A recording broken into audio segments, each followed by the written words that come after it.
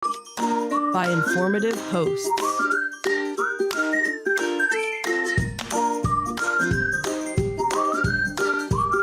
Insights into Things, a podcast network.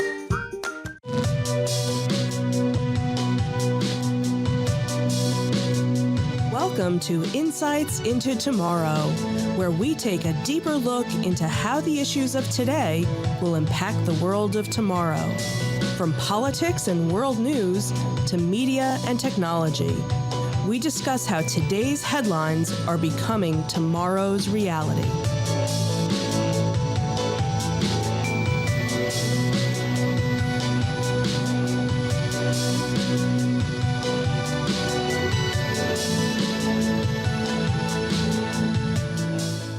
Welcome to Insight into Tomorrow. This is episode 17, Women's Rights Are Human Rights.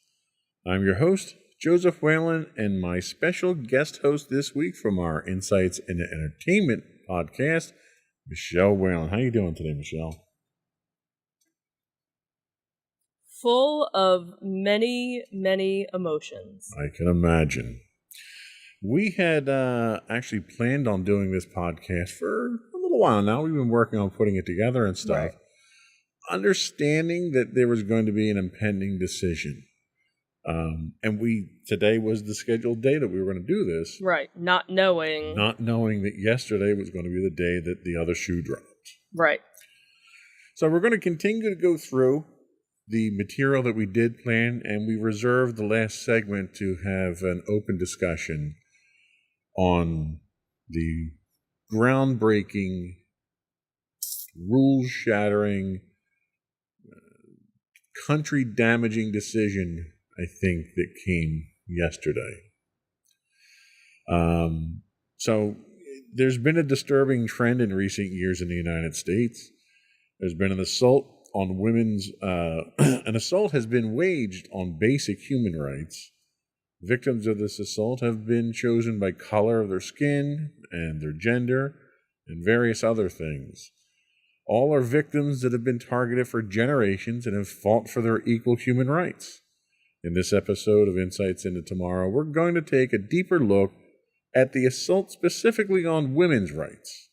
We'll take a look at the history of women's rights through the years. We'll examine the current state of women's rights, and we'll explore the threats against those rights. Before we leave, we'll take a special look at the current issue of abortion and the not-so-impending Supreme Court decision that threatens to overturn, which it did overturn, Roe versus Wade. But before we do that, I'd like to take a moment to invite our listening and viewing audiences to subscribe to the podcast. You can find audio versions of this podcast listed as Insights into Tomorrow. You can find video and audio of all the network's podcasts listed as Insights into Things, and you can pick those up anywhere you can get a podcast these days. We're pretty much everywhere. I would also invite you to write in, give us your comments, give us your feedback, tell us how we're doing. Email us at comments@insightsintothings.com, where you can find links to all of our social media on our official website at www.insightsintothings.com. Are we ready? As ready as we'll ever be. Let's get into it.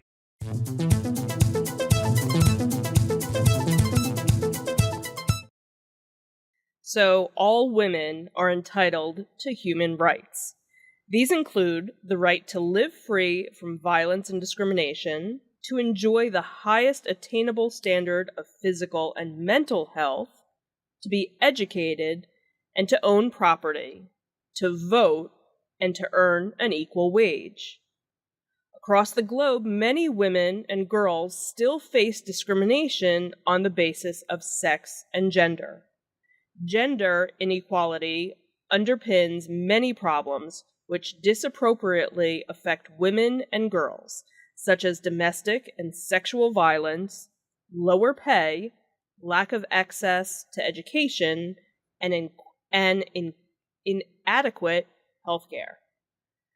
For many years, women's rights movements have fought hard to address these inequalities, campaigning to change laws or taking to the streets to demand their rights are respected.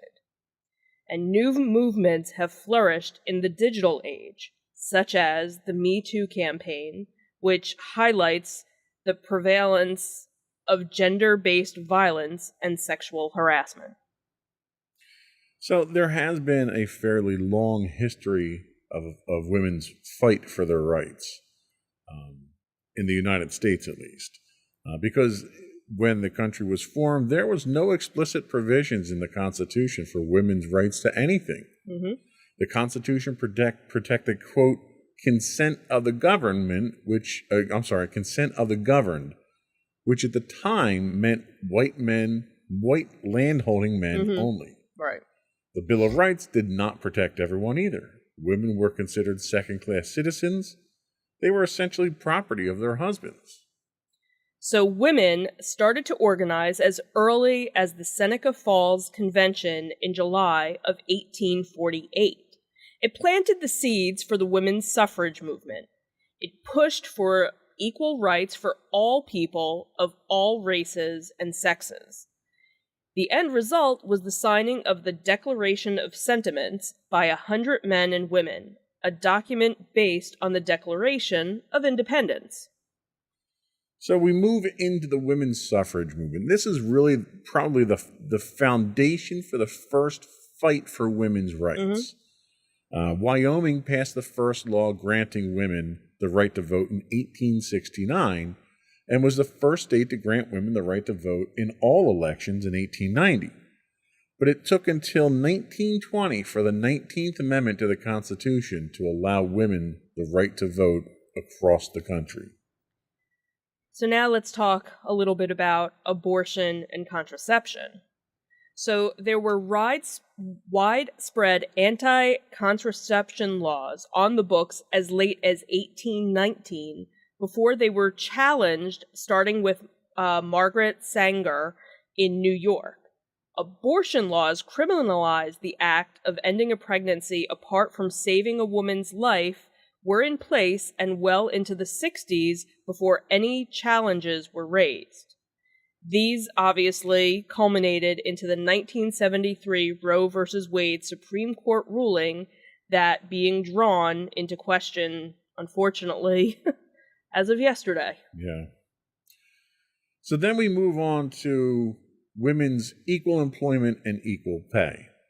The first minimum wage laws applied to women didn't come into effect until 1912. This was later superseded by the 1938 Fair Labor Standards Act, imposing a federal minimum age regardless of gender. It wasn't until 1963 with the Equal Pay Act that any attention was given to equitable wages, wages too probably, but wages for the same work performed by men. It took until 1974 for Congress to include gender protection in fair housing and education as part of the Civil Rights Act. Now, it's worth noting that even though these laws were on the books, they're on the books today. They're not observed.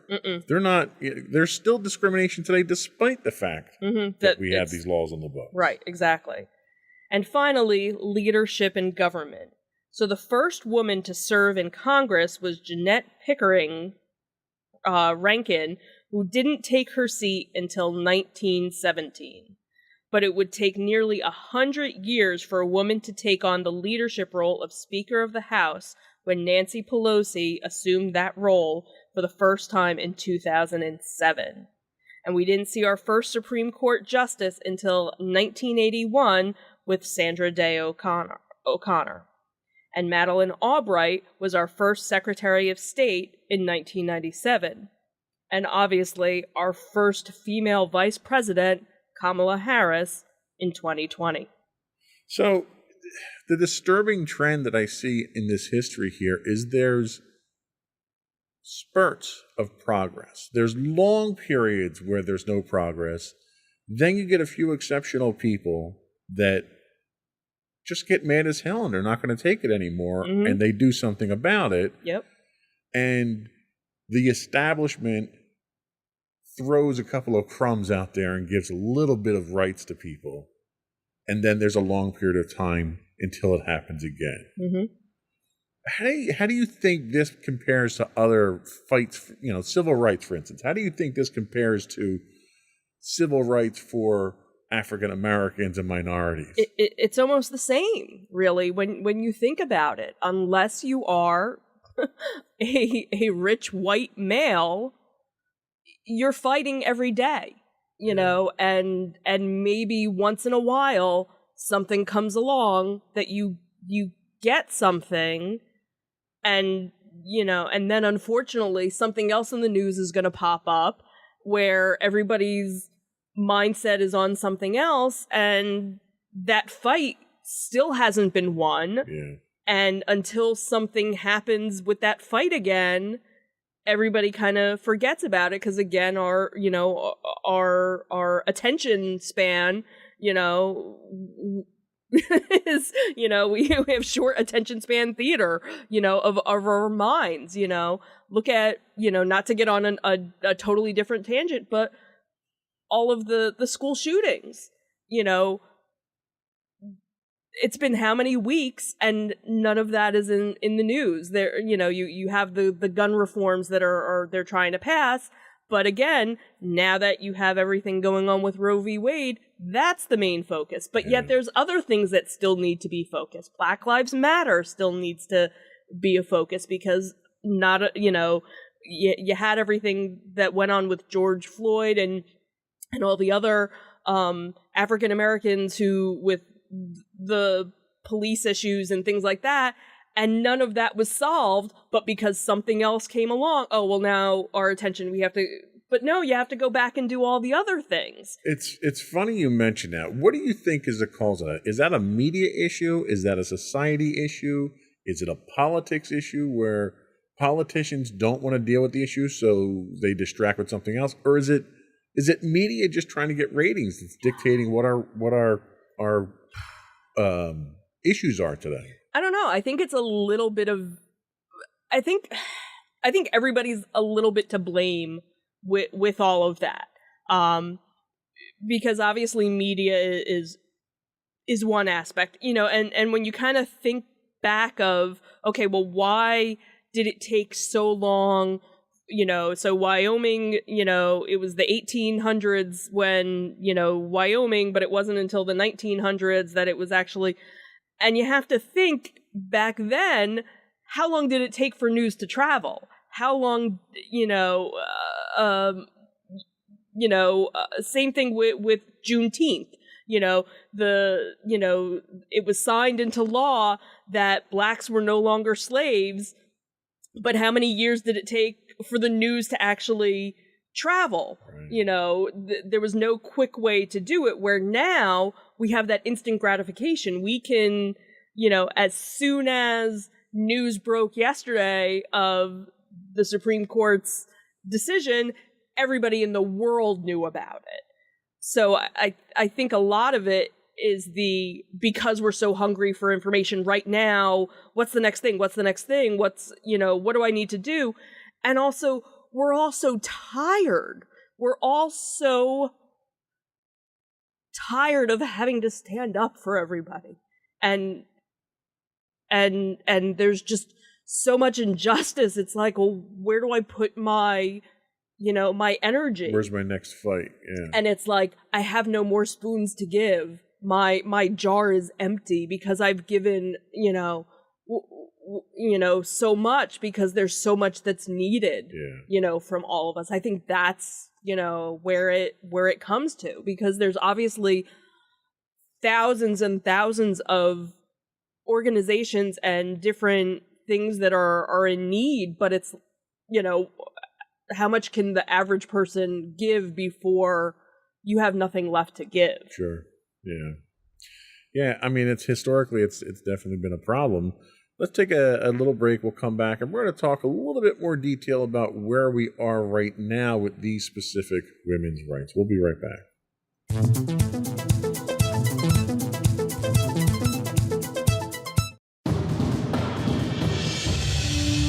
For over 7 years, the Second Sith Empire has been the premier community guild in the online game Star Wars: The Old Republic.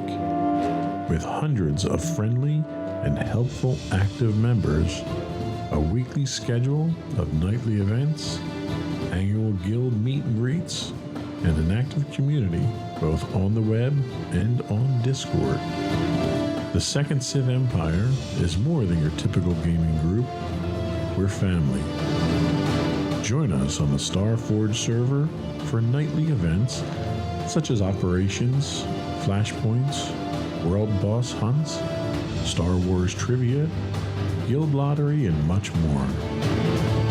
Visit us on the web today at www.thesecondsithempire.com.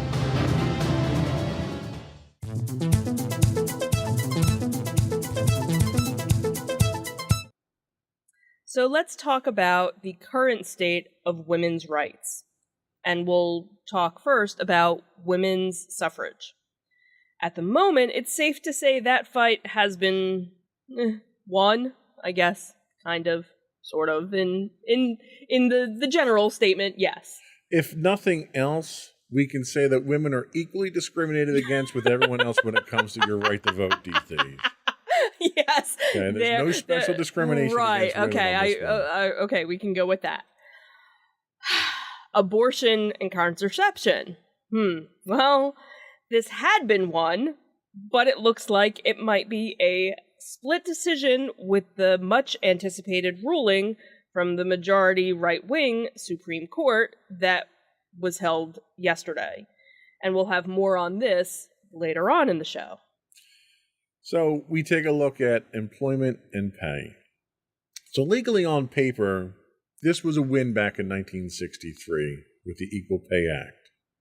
Do you feel like this was a win?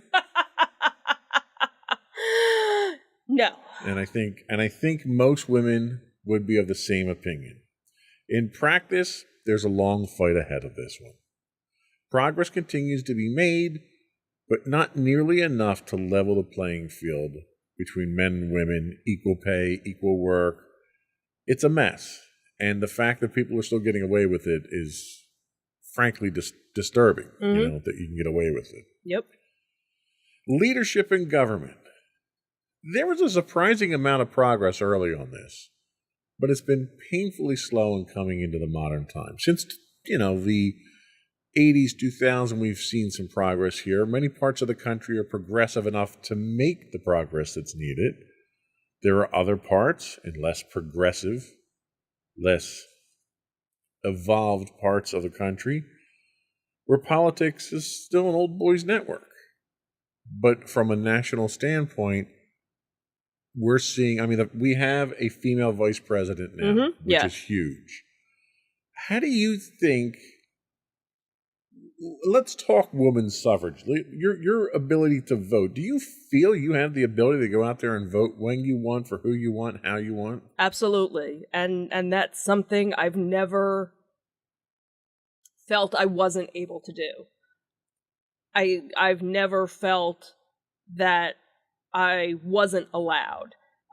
Even in high school, senior year was when I turned 18, and I had a history teacher who was very passionate about the women's movement and made sure she had her little pamphlets in her desk drawer, and who's turning 18 this month, fill out your form so you can vote. And she said it doesn't matter if it's a presidential election, if it's a governor election, even your little local election, you will vote every time, because there are women that died doing this. It is your heritage. It is your responsibility to pass this on and make sure you vote.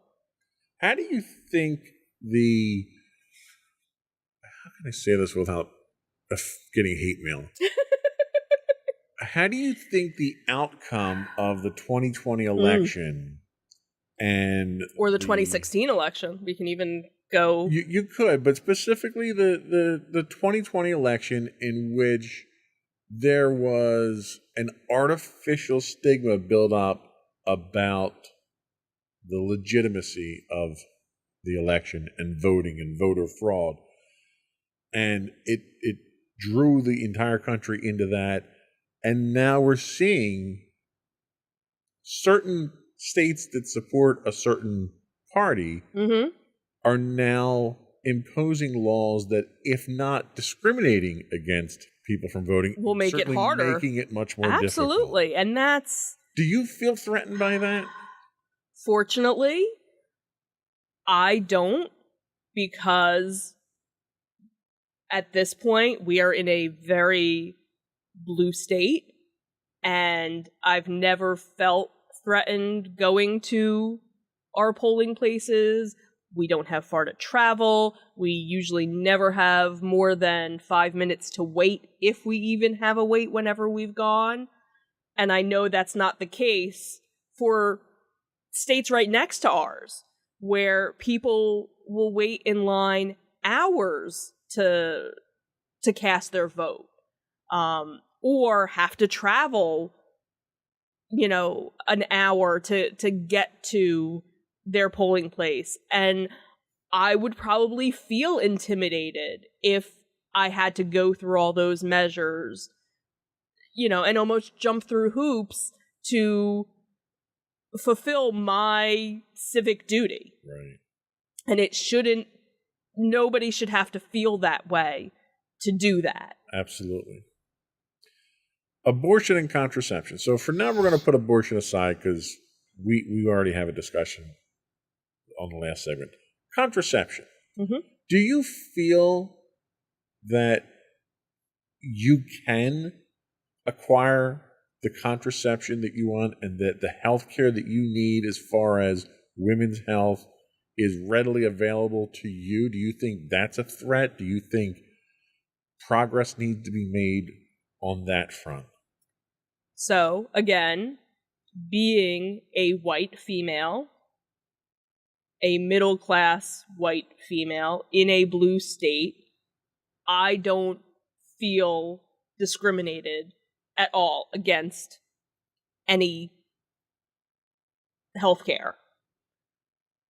I know that's not the case for others of my gender in other parts of our country.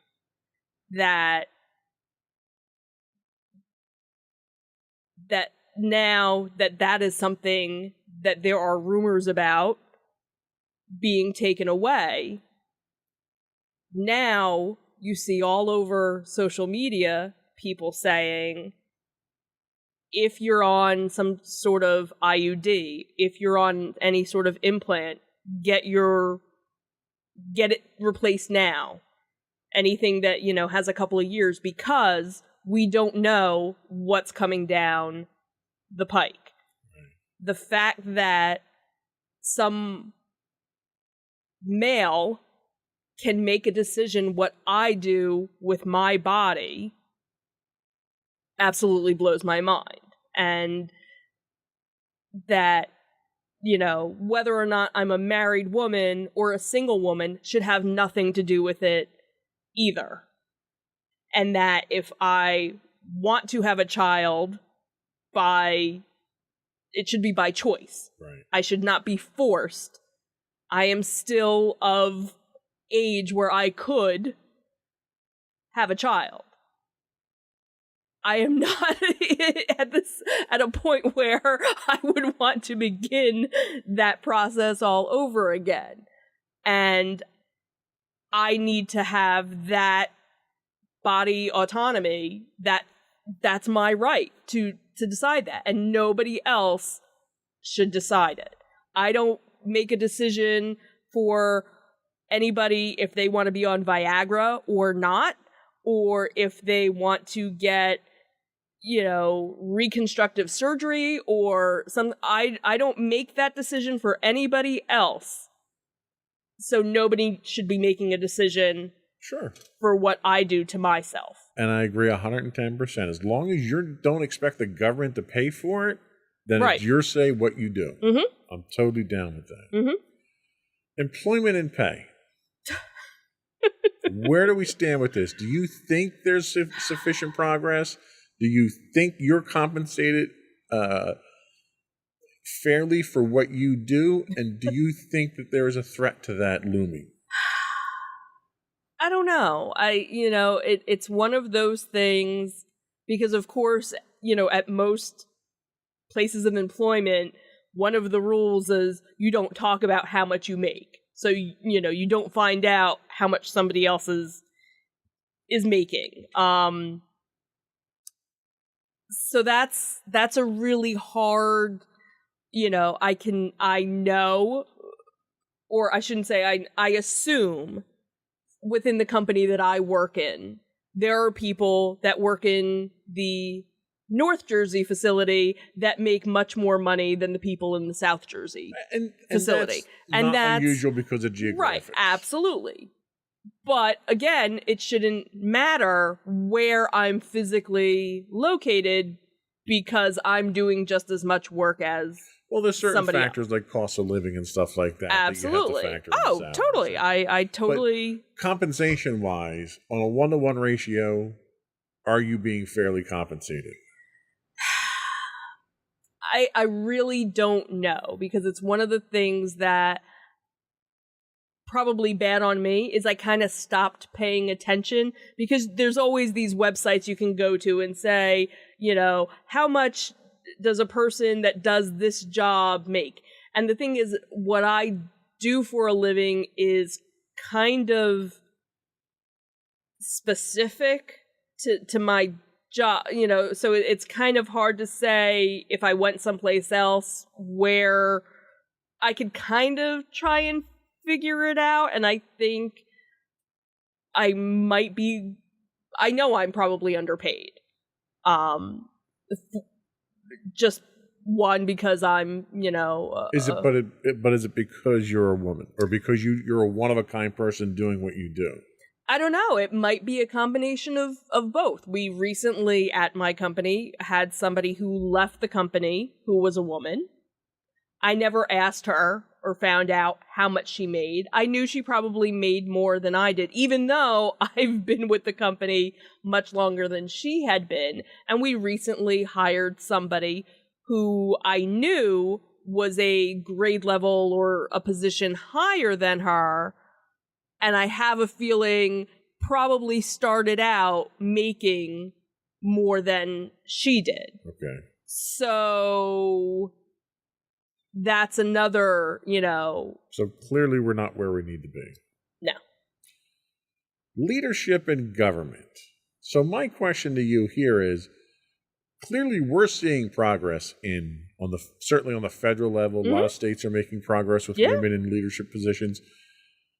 You personally, do you think the door is open for you if you wanted to get into, say, local politics? Do you think you'd have any obstacles with that? Do you think you'd be discriminated against because of your gender? I don't know. I think in a lot of cases it's still a boys' club when you come to, your local. But I'm sure there are some areas of the country where it's not like that. I've never been interested in wanting to run for a government position, so it was never something that I thought about, but I could see where I wouldn't, again, where we live, where we are. I'm sure if it was something where I started volunteering or doing things, I could, eventually see something. What's interesting is of the 4 fundamental rights that we talked about, 3 of these you attributed to some level of political influence on how it impacts you. Mm-hmm. That's disturbing. That women's rights are a matter of politics. And they shouldn't be. No, they shouldn't. And I think that is a highlight of where we are today. And it astounds me, and we're not going to pull any punches here. You're obviously a Democratic supporter. I am. How did you know? What astounds me is your experience, I would say, is pretty typical for most women. Democratic women or Republican women. But there are so many staunch Republican women that support a party that has for over a century, had policies that were contrary to women's interests. Mm-hmm. And what is it about people like that who would support someone who wants to hold you down? Like, is it I almost attribute it to like a beaten wife syndrome type thing. Yeah. Where they just accept their place as a lesser citizen in society. And you have to kind of think that, you know, there are still women that are you know, young girls, women that are raised today to your only job in life is to raise the family and support your husband. And that's it. And I'm not knocking anyone that's what they want to do in their life. If that's what you aspire to do, knock your socks off. Right. But don't hold other people back. Exactly. But don't tell me that I can't do more. Absolutely. Or tell my daughter that she can't be more. Yeah, that's my hang up about this whole thing. As much as I hate seeing how you are treated, it irks me to think that she's going to face some of these same prejudices, and it really pisses me off. Mm-hmm. You know, and I want to do everything I can to make sure that she's got every opportunity. And I'm so proud of what she stands for and what she believes in. And yes, a lot of it has to do with us, but there's a lot that, you know, is her own, you know, and I'm so glad that we raised her and are still raising her to be so open-minded to things. And she, in so many cases, is more open-minded than we will ever be. And that gives me hope that, you know, she's also surrounded, you know, she surrounds herself with people that feel that way too. Yeah. And that generation will hopefully make a difference and bring about so much that more than we could ever hope for. I'm also very fortunate that she's patient enough to help educate, carry me along in that journey. Yes. I've learned a lot. Mm-hmm. I've learned a lot from her that I never thought I would learn. Mm-hmm. Let's take another break, and when we come back, we're going to take a look at what some of the obstacles and threats are to these rights. We'll be right back.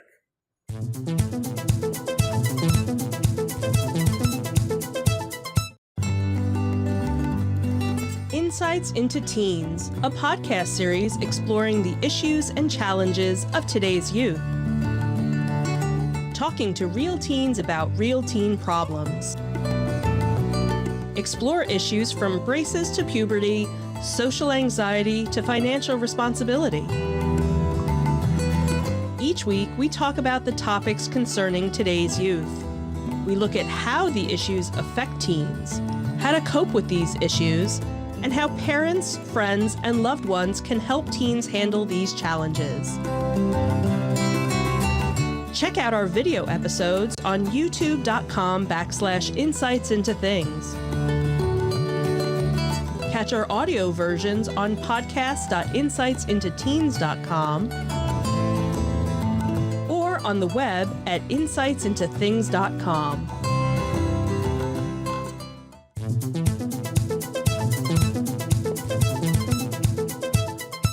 So, threats and obstacles to women's rights in America. And, you know, we'll attack these rights as we've been doing in order. So the first one we're going to talk about is women's suffrage. So in the wake of the toxic 2020 elections, there's been a wholesale attack on voting rights. These attacks aren't targeted specifically at women and are designed to make it harder for people in general to vote. Not too much in general, but there's specific segments of the population that are targeted at. So some of the obstacles. 17 states have enacted 28 new laws that restrict access to voting by targeting citizens with disabilities. You know, the fact that they're not including accessibility common accessibility options to get into voting places that make it difficult for people with disabilities to vote. Mm-hmm. They're attacking absentee voting. After the 2020 election, when excuse me, when absentee voting was done because we were in the middle of a pandemic, Right. a pandemic that the sitting president ignored for the first 4 months and downplayed it and pretended it didn't exist and created the crisis in the first place. Right. They're attacking provisional ballots.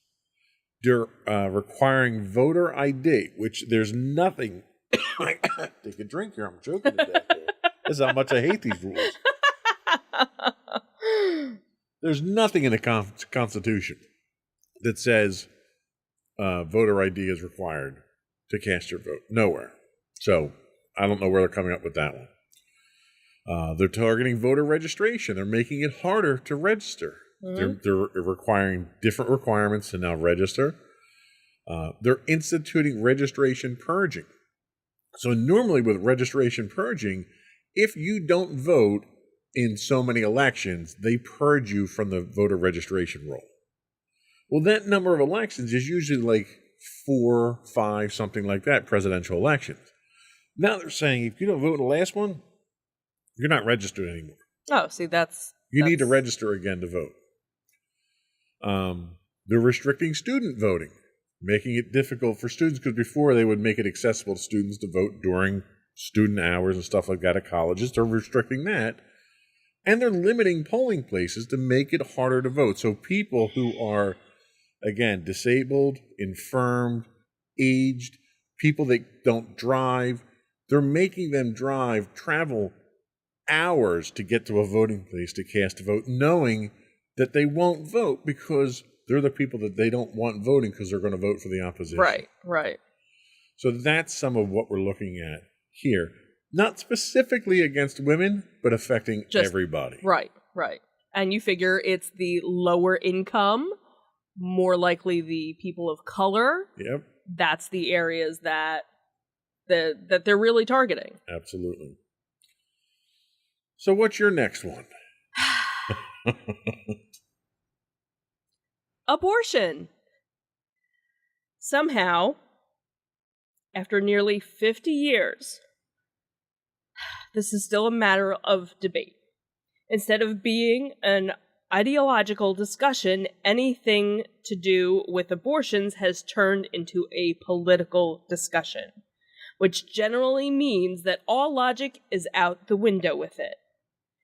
There is a real threat to women's reproductive rights with the recent leaked draft of the opinion by the Supreme Court that now wasn't just a leak, because now it has come to fruition that they have now overturned Roe v. Wade. More on that later. Later on. Deep cleansing breaths. Deep cleansing breaths. Okay. Let's go back to employment and pay. So on average, women earn 82 cents for every dollar that a man earns. And in comparing salaries over 350 jobs, women actually earn less in nearly all jobs. Women earn less than their same race and ethnicity, their counterparts at entry-level positions, of education attained as well. So the pandemic is estimated to have set the women's labor force back more than 30 years. So there's that progress that we're losing. That astonishes me that during the pandemic that even, happened. Finally, leadership in government, again, we now finally have a woman vice president. How many years did that take? And then you even look back, how far was when the first vice president, female vice president, was in the 80s, late 80s. And then Geraldine Ferraro. Geraldine Ferraro. Nomination. Never elected. And then you even had Sarah Palin, the second, never elected. Right. So it took 3 women, but how many years, obviously, to get to that position? Another interesting thing, for the first time in our history as a government, there will be 2 female signatures posted on currency in our country, because we will have the treasurer has Secretary of the Treasurer, and what's the other signature that's on the bill? I can't think of what it is, but that was something that came out in the news because of a newly appointed position. Top 2 women in money. Right. See, and I'll tell you, while that's nice that we've gotten to that point, what annoys me is every time the press takes this is the first time a woman did this, and this is the first time a woman... Right. It annoys me that we're saying that. Right. It's annoying that we have to say anything like that. And when you look at... Obviously, there are other countries in the world that will never have women in government.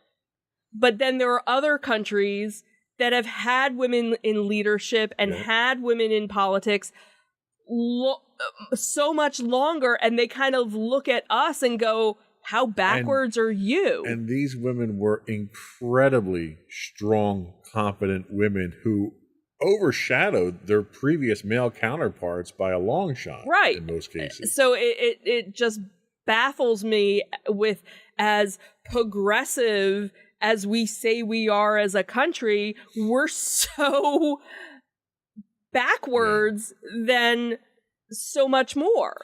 Well, and the thing that annoys me when we say it's the first woman to do this, that fact doesn't annoy me. But what annoys me is that attention that we draw to it being the first woman to do that is the same attention that the detractors use. Mm-hmm. Oh, well, you have a first woman in the Treasury, and look at what the economy's like, as if it's their fault, right? And they use that fact that they're a woman as justification for how things are and the state of, and it annoys me that they do that. Right, and the other thing too is how many women had to do so many other things to get that person, to lift that woman up. Absolutely. To do that. That's the thing. Standing on the shoulders of giants. Absolutely. And women like Kamala Harris was extremely complimentary and appreciative of all the women that came before her that gave her the opportunity that she has today. Yeah, absolutely. So lot of obstacles out there that we need to we've come far, but we haven't come far enough. Right. And it's almost like the old boys network, their attitude's almost like, all right, well, we threw you a bone, now shut up and go away for a while, okay? You're fine. Like, they're terrified of having an equal playing field, and they think trickling little bits out here and there will keep the masses occupied and quiet them down when they get a little riled up, which is unfortunate. That's why you know, the one thing that I think might come out of this Supreme Court ruling is that a lot of rich white guys might not have a career in politics moving forward anymore. Let's hope and pray. We'll talk about prayers and thoughts. We're going to take our last break, and we'll talk about that when we come back.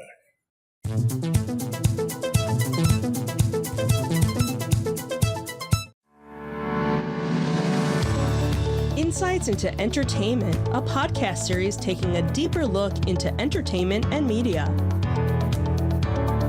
Our husband and wife team of pop culture fanatics are exploring all things from music and movies to television and fandom.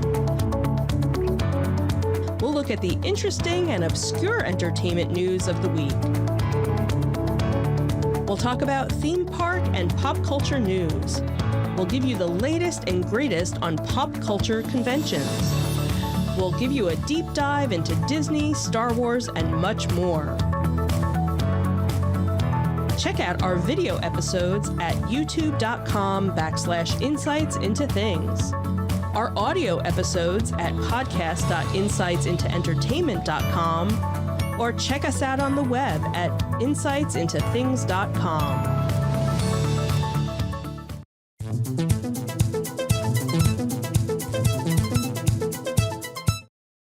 So, women's rights are human rights. Damn Skippy. And as of yesterday, I think we've seen a significant encroachment upon women's rights. You think? So, this is our open discussion on Roe versus Wade and abortion in general. You have the floor, dear. I don't even know where to Rip into it. How about we start with just the hypocrisy of the Supreme Court's decision? Because the day before, they had a very contradictory decision. Absolutely. They said that you could carry a gun, that it's okay to carry around a gun now. You don't need to conceal it anymore. Right. So New York had some very common sense gun safety laws. For over 100 years. Designed to save lives. Right. Which the Supreme Court decided that was a constitutional violation. Right. Where if you read the Constitution and the Second Amendment, nowhere in there does it say anything about carrying concealed weapons by citizens. Right. It speaks entirely about pertaining to a well-regulated militia. Right. Which for some reason everyone seems to want to ignore that. So right. So because it's all up for interpretation. Yep. That's what it is. So the Supreme Court decides that we're going to do away with common sense gun law because it's against people's constitutional rights. Mm-hmm. But now you can't get an abortion. Nope. So we're preserving life on one side with overturning Roe versus Wade, but we really don't give a damn about it because you can carry guns and shoot anybody you want. Right. So one of the memes, our government is bold enough to force you to have a kid, but is too weak to ensure that they make it to recess alive. Yeah. If that is not... That's profound. With between the past 2 days of the Supreme Court, that... How? Yeah, it highlights the ludicrous level of hypocrisy coming out of today's Supreme Court. Right. The fact that church and state is supposed to be separate, but yet the church has more say over my body, and I'm not a member of a church. Right. My religion... I am Jewish, if you didn't know. My religion states abortion is okay. Because my life is more important than what is in my body, what is in my womb. Yeah. And until what is growing in my womb can live and take 3 breaths on its own, it doesn't have a choice over me. Well, you could also interpret the 2 rulings from the Supreme Court of you can have an abortion as long as you don't mind getting shot in the process. Right. Right. And unfortunately, there has been violence that has happened at clinics that aren't even performing abortions. Because that's the other thing, is that everybody goes after Planned Parenthood. Oh, they're doing all these abortions and da-da-da-da. That's not even their main purpose. That they are giving health care to women, and somebody going there just for a routine checkup is risking their life from these crazy psychopaths who are trying to save the unborn child, but yet are taking their gun to go kill people. Well, and to play devil's advocate for a minute there, you have people who are pro-abortion who are also attacking anti-abortion clinics as well. So you've got violence on both sides. You've got crimes being committed on both sides. But if nothing else, that should simply highlight the level of passion involved here that the decision that the Supreme Court made to overturn a previous Supreme Court Right. decision, which honestly, that's where I have my biggest problem, Right. is the Supreme Court has basically made itself useless. Right. They decided that no matter what we decide, it doesn't matter because the guys 5 years from now can overturn it. Right. And that's where now, okay, so everybody's, kind of, you have the people that are like, oh, well, it's still at the state level and da-da-da-da-da, and now you can still travel to get to states even though they were passing laws saying that you couldn't, and that there were certain laws where, if the doctor performed one, they were gonna be jailed, and the woman who received it was gonna be jailed, and all this other. But this isn't where it's gonna stop. Right. That's the thing that most people aren't looking at, is now that you've taken this away, now all these other rights of, gay and lesbian couples, you're seeing that there are people out there that are, get a hold of a lawyer, make sure everything is written and that you have legal documentation. If you have children, make sure there is legal documentation. Make sure you have copies of your birth certificates and everything, that both parents are listed. If you got married in a state that is in danger of overturning your marriage decision, I have various clergy friends that are now offering free to remarry you in a state that is protecting you. And the contraception, that's another thing that now, oh, thank God for Clarence Thomas, for everything. But you know what law he's not going to overturn is Loving, because that affects him, because he's married to a lovely white woman but all the recent things he's picking in, oh, well, I can't do that one, but I can do this one. And this is the problem that I have, is that our current Supreme Court has turned into an activist court. Mm-hmm. And their job is to rule on the constitutionality of laws and situations. Right. It's not to make new laws. It's not to overturn laws. The Supreme Court should never be able to overturn a Supreme Court decision. Right. Because the Supreme Court is the Supreme Court. Right. It's the law of the land. Right. If they can overturn their own decisions, where do you go from there? Right, exactly. And that's the thing, is now what else is on the books that you can overturn? Right. The only way a Supreme Court decision should be overturned is with a constitutional amendment. Mm-hmm. That's the only thing that should overturn. Right. So a couple of things that come out of this. One, you're going to see an assault on other freedoms that the right-wing nut jobs in the Supreme Court don't agree with. That's the number one concern. Number two, you're going to push decisions like this down to the state. Mm-hmm. So you're going to have 50 different laws in 50 different states governing all these different things. We're basically becoming 50 different countries at this point. Yep. The other problem that I have is now, because you're going to see the Supreme Court overturning Supreme Court precedent, the only way to defend against that is a constitutional amendment. Mm-hmm. And to think of our politics today and who's, how that razor sharp edge that we're on right now between Republican and Democrat, to think that these idiots would contemplate doing amendments to the Constitution terrifies me. Mm-hmm. Yeah. I mean, we thought we were ripping the Constitution apart with the 2020 election. These people are just itching to rewrite it in their favor. Mm-hmm. And that's what scares me more than anything else. Yes, the whole abortion thing is probably never should have gotten to the Supreme Court, because really it's not, and at least it shouldn't have gotten there in the form that it did, because abortion is not a constitutionally protected right. Your health is, your personal well-being is, and that's how it should have been presented to the Supreme Court, and then you couldn't overturn it at that point. Right.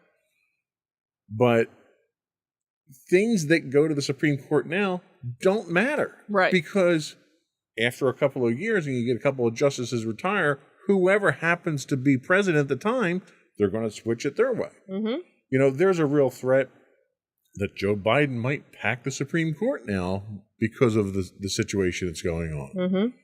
So then, okay, so 5 years down the line, when we have a new president out there, what's going to happen there? Are we Right. going to wind up with 50 Supreme Court justices? Because every time a new president comes in, they want to make sure that the court's tilted in their favor. Mm-hmm.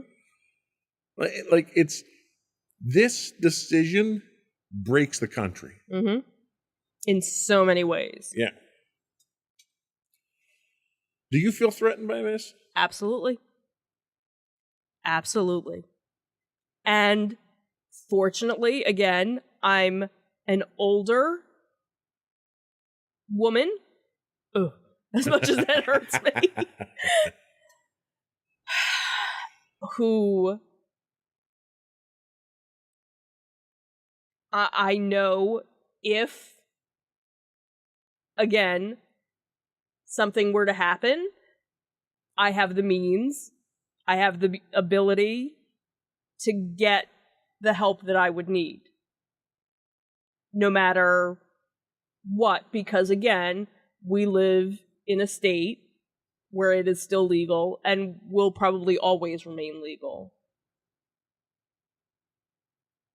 I worry about women, girls, trans men, even, who live in areas where they don't have it accessible and can't get the help that they need. Yeah. That's what makes me angry. And you know, I want to go fight.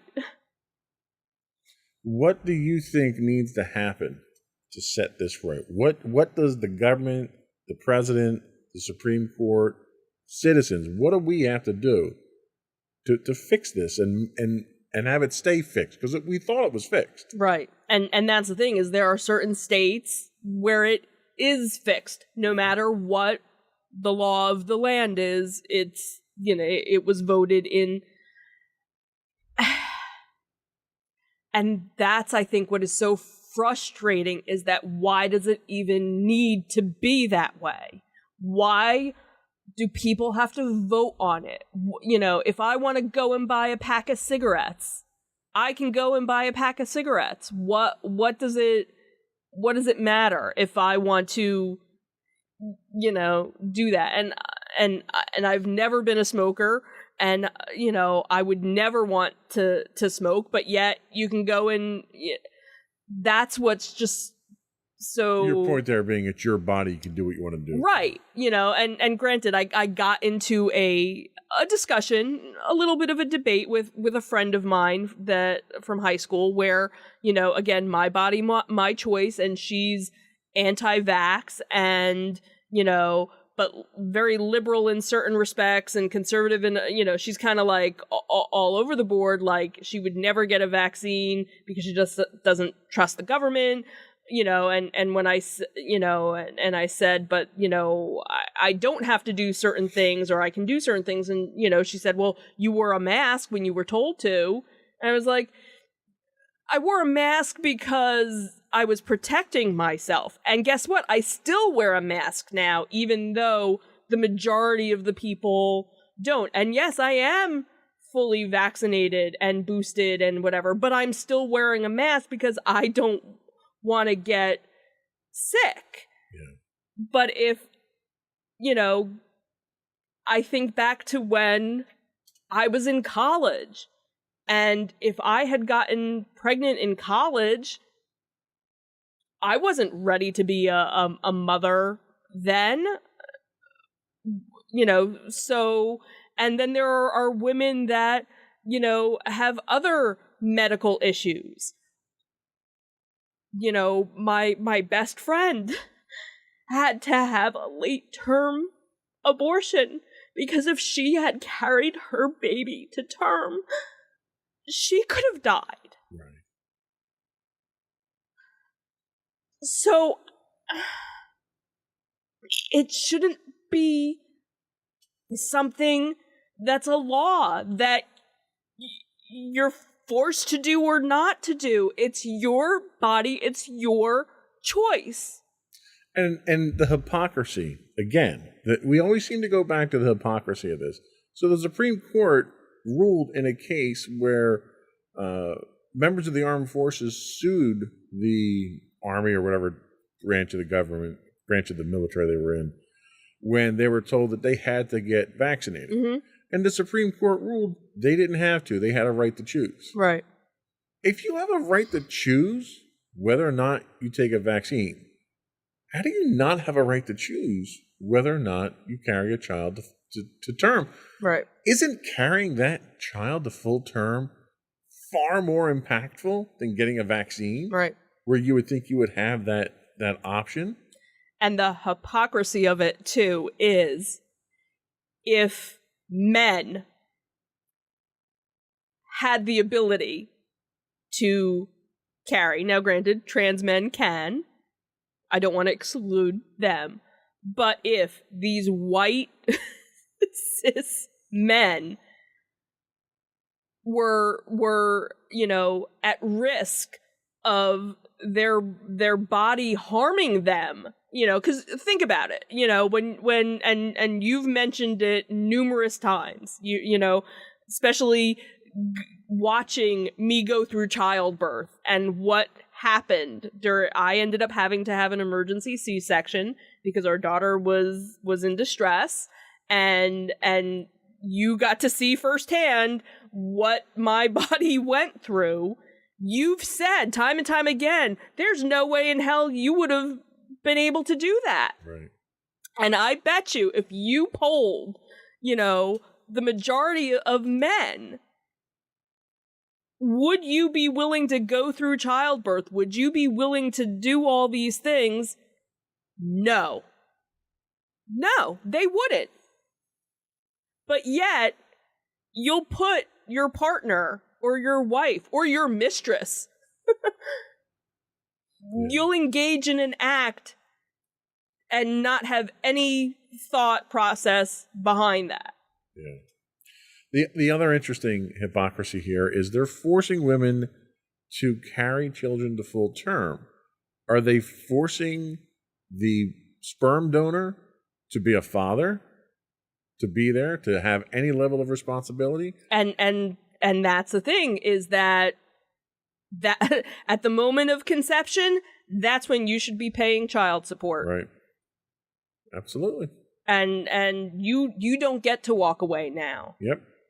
That is now, there were a couple of memes like, Happy Father's Day, you're now going to be a dad because of that one night stand, because you decided, you didn't want to put a condom on. Right. We're up against the clock here, but I did want to raise one more point. We had talked about it off the air, and I think it's worthwhile mentioning because I think it's a great example. Tell us about the adoption one. Yeah, let me bring that one up. So this was an interesting, because I thought this was very poignant. Yes, this was recently posted and is something for the Supreme Court to consider. Can a 13-year-old girl adopt a baby if she wants to? No, obviously not. Are you nuts? What about a 15-year-old girl? Can she adopt a baby if she feels like it? Nope, absolutely not. All right, how about an 18-year-old girl? Surely she could adopt a baby, right? No, still can't. Well, what if she was 20, no longer a teenager? A 20-year-old can definitely adopt a baby if she feels like it, right? Actually, no. Well, weird. Why not? There are over 400,000 children in foster care, so why can't she adopt at least one of them? She just can't. And you know why? Because you have to qualify to adopt a child. There are rigorous background checks, home visits, proof of financial and mental stability, etc. It's a whole thing, right? But if she is 14 and gets impregnated by an abusive ex-boyfriend who shoved her out of his moving car and left her for dead, she must now carry to term, give birth, just figure it out somehow? Yes, that is correct. But she's only 14. She will figure it out. But she should also have been more careful and made better choices. So, to punish her for her poor choices, we force her into motherhood, which we've established she's totally unqualified for. And now we are suddenly comfortable with a young, traumatized girl caring for a vulnerable, little screaming human being that is wholly reliant on her for survival? Yes, absolutely. Such an unexpected blessing. And I think that right there sums up the problem. We have standards for what it means to be a qualified parent.